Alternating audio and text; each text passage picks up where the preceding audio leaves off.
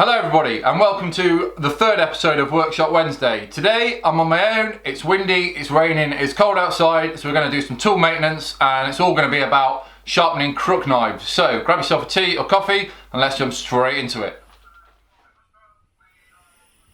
So carving crook knives, like all tools, a sharp crook knife makes everything so much easier when it comes to carving.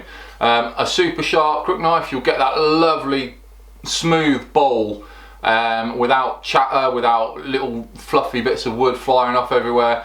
Yeah, we want it razor sharp. Now, unlike a knife, we can't just use a flat stone, alright, so we have to come up with some sort of workaround. Now, obviously, I didn't come up with this. This was taught to me years ago.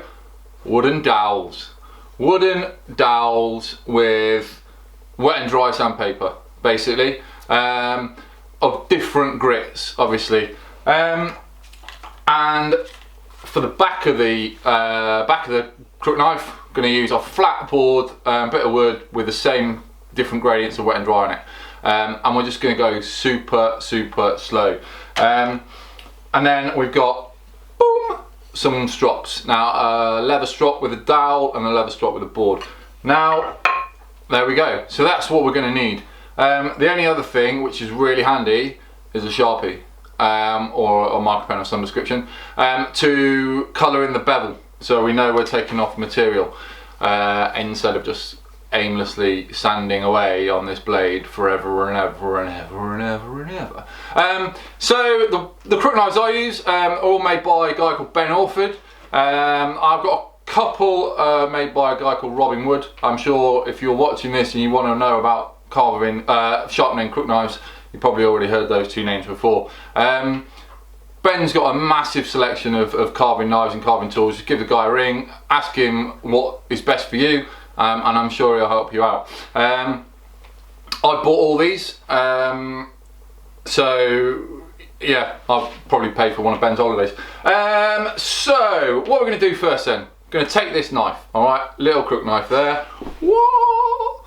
And I am gonna, first things first, I'm going to take my Sharpie, whoop, whoop, whoop, and I'm going to colour in the bevel on the back.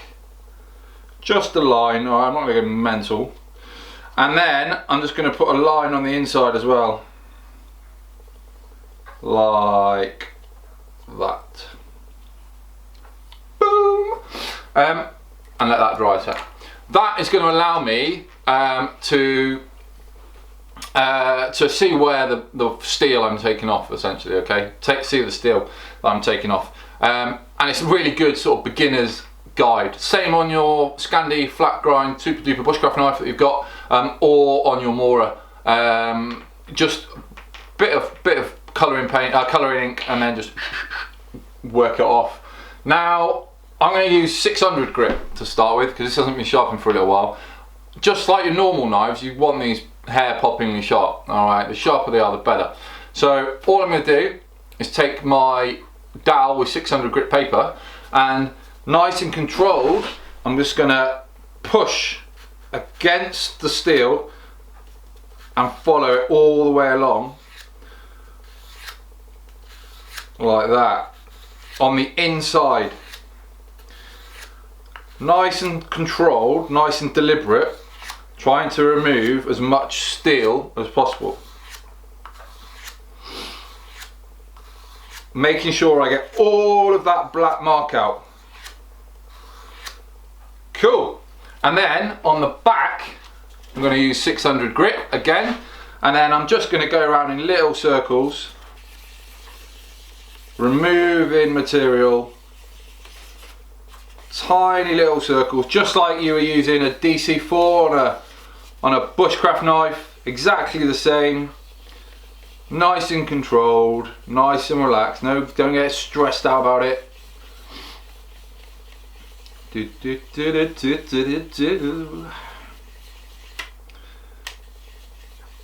And then once we've done that,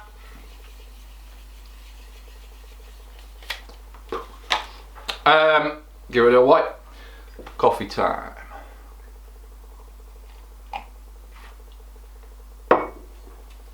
Oh, it is 9:20 in the morning and that tastes too good.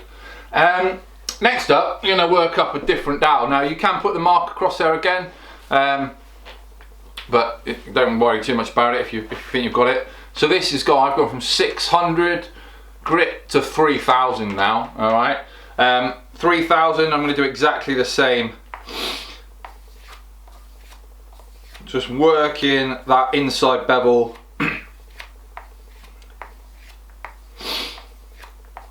Taking off that material nice and controlled.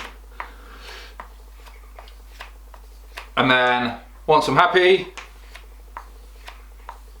I'm going to turn it over and get my 3000 on this side and work it around in little circles again. Now, as you practice and as you get better, you'll get a feel for what's actually happening. So a lot of it is feel and sound, believe it or not. You can hear the different pitches. So the higher the pitch, the sharper the blade. Just like your normal knife.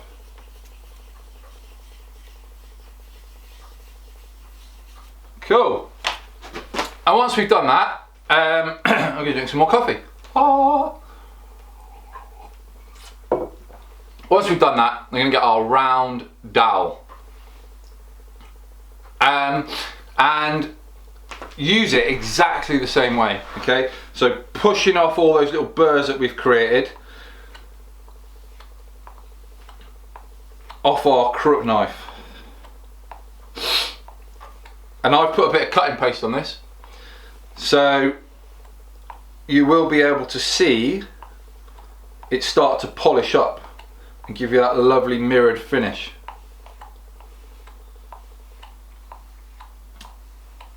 Now you can do this exact same thing on your Mora Crook knife. That's the one I used for years. Not all Crook knives are created equally. Alright, if you're struggling to carve with that Mora double-sided bevel Crook knife, and you're really finding it frustrating, do yourself a favour, get rid of it and buy yourself a decent Crook knife. You will be amazed at the difference it makes. Robin Wood sells them for about 30 quid. Ben Orford's are about 60, 70. Man, it makes so much difference having a nice, good quality tool when it comes to this sort of stuff. It really does.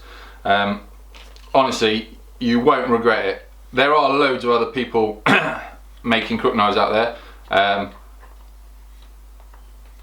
but generally they're all out of stock because they're so sought after. So yeah, do yourself a favour, get rid of that knife, alright, and buy yourself a nice one. And then we're going to work on our flat strop board. I'm just going to work along the back of the Crook knife, following the bevel as best we can, and this time we're just stropping it. Again, I've got a bit of cutting paste, which is good. Now, a lot of the time in December, especially this time of year, there's not much going on. All the courses are finished, put the woods to retirement for a couple of months. Everything's packed away, all the kit's clean. There's not a massive amount actually to do. So I sit in the workshop and make spoons for gifts. I sell a few at some craft fairs,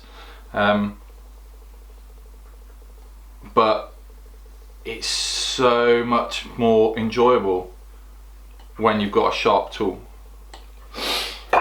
It's so much more enjoyable, and it increases your quality of work beyond belief, beyond belief. Now Jack who isn't here today, obviously, because I'm on my own. His carving's amazing. It is so good. And his tools are just wickedly sharp, wickedly sharp. And I asked him a little while ago, I was like, Jack, I'm hitting this wall with this carving, I just can't get like it super smooth after every cut. And he was just, sharp tools. Sharp tools, that's all you need, sharp tools. Man, what an eye-opener. So, we now have got, hopefully, a nice sharp crook knife. Now, what I'm going to do is I will try and shave my arm. Yes, look at that, which has all gone out of focus. Shaving sharp, I mean, that is mega. So what I'm going to do now is carve out this bowl on this, just a bit of birch, just to show you the difference, how easy it is with a sharp crook knife. So we're going to carve out this bowl, just taking big chunks of material out, nice and smooth. Notice how it goes in, and then I rotate my hand in it, and then it comes out nice and smooth, and there's no lines, there's no chatter lines, there's nothing that gets hung up. It's just one smooth, steady cut. Alright, that is what you're after. That is what you're after. Patience with your crook knives is the one that is doing this process the biggest thing. Just relax, make sure you're all sorted, get all your kit ready, get a cup of tea, coffee, get a coffee, and then slowly but surely just work through those grits and relax. Just relax into it and don't get frustrated, because the moment you get frustrated, you put too much pressure in, or it just goes horribly wrong, and you blunt it, you roll an edge, and you just think, oh, sod it, I'm not gonna do it anymore, I'm not gonna carve, and you're just missing out on so much. So yeah, next Workshop Wednesday, we're going to talk about sharpening flat knives, sloids, and my carving axe, which needs a good going over.